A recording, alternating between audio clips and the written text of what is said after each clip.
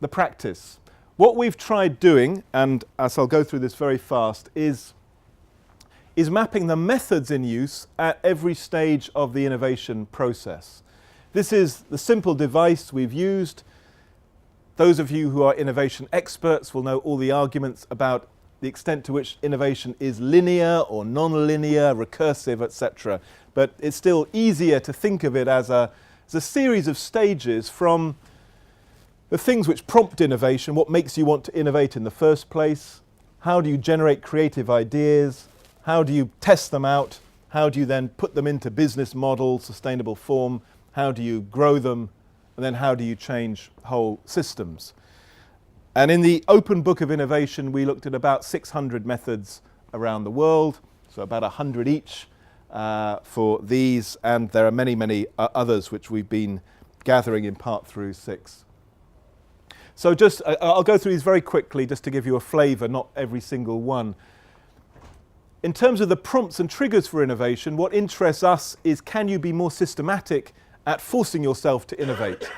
This is particularly important for governments, which are often very bad at forcing themselves to innovate. So we look at all sorts of things from the use of data and evidence, concepts like failure demand, which comes from manufacturing. When do you get repeat needs because of failures of interventions the first time around?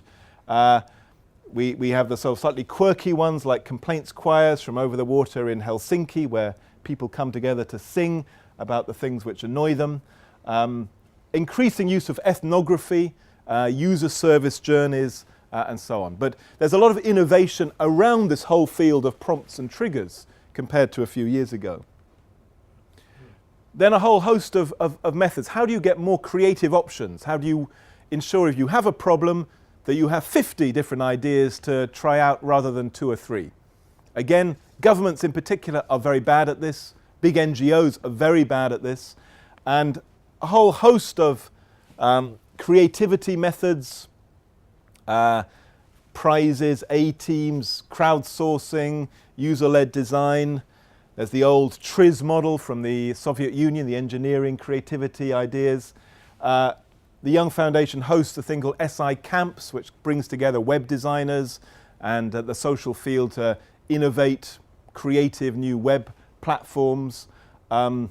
Living labs, you mentioned, are another, some ways, device in this territory. We've tried to in a sense, slightly systematize what are creative design tools which you can get groups to use in particular fields.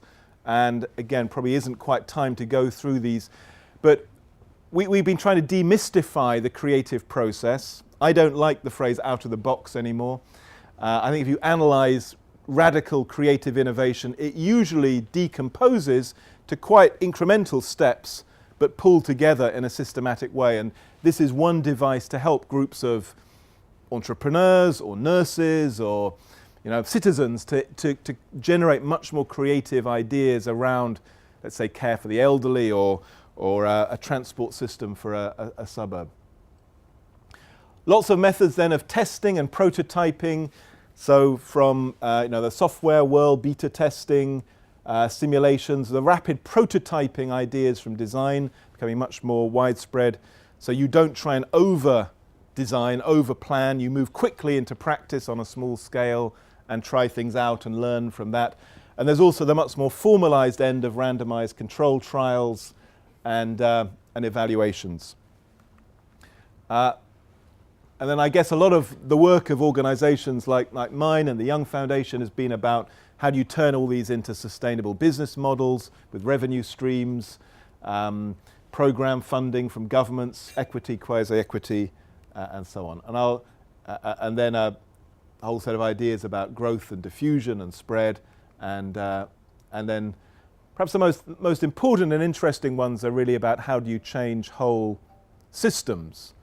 And if you think of a system like the transport system of a city like Tallinn, or moving to radically low carbon energy patterns, again in a city like this, or a completely different system for supporting old people to stay at home and not come to hospital, nearly always you find lots of things have to change in tandem. You need new laws, new regulations, as well as new business models and what Bart Nutteboom calls scripts, new sort of behaviour patterns.